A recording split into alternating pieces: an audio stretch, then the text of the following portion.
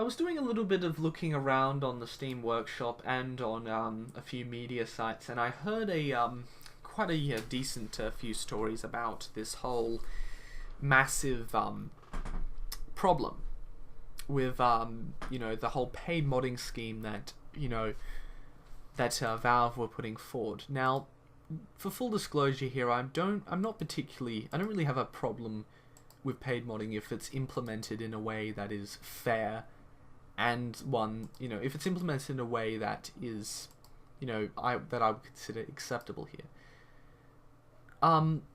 My primary objections to how Valve have implemented paid modding is that they, first of all, take 75% of all the revenue from the actual modder. That really isn't a particularly big incentive to actually, inspire modders to, create mods. I understand why Valve may want to, have money to, reimburse the cost of distributing the mods. I understand why Valve, needs the money to really just pay its employees, so on and so forth. But 75%, I mean, maybe 50-50. Maybe. But 75% of the earnings of that modder, it really does seem to be unfair. And why Bethesda even gets $1 of it just goes beyond me, as they really... It's true they, of course, made the game, but Bethesda are reimbursed, by the sale of every single game, and mods add value to a game, which increases their shelf life, and, as I said before, it adds value to the game. Now, another thing that also gets me here is the fact that any mod under the sun can be a paid mod on the workshop. Now, things like skin modifications, I'm sorry, but that's not something that should be a paid mod.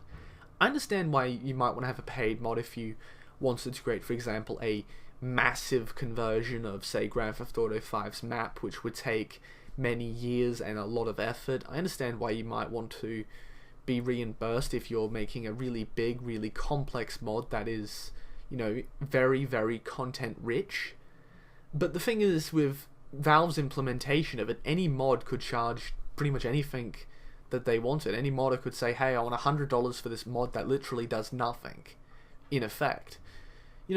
I can agree with the idea of paid mods, assuming that these mods, yield a lot of content, that they yield, actual value for money. And, when I looked at the workshop, some of the mods were definitely decent quality, but a decent portion of them did not yield a lot of content. And I really do find it disappointing how, with, paid modding that, Valve did screw it up the way that they did, and it's a decent idea if implemented properly, and if, you reserve the whole payment system for mods that are legitimately good, and mods that yield a lot of content. But applying this to all of the mods on the workshop really does seem to be it just does seem to be utter crap. And I do think that, Valve did fall flat on its face when it tried to implement this system, and when it implemented it in the way it did. It's just utterly horrible on how Valve did this.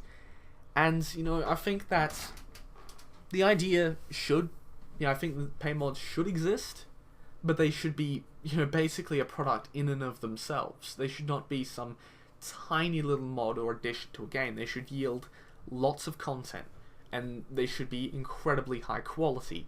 And I don't really see, Valve's approach, I don't really see that as a good incentive for modders to actually make mods, and it really just does seem to be a method to really just bleed Valve's user base dry.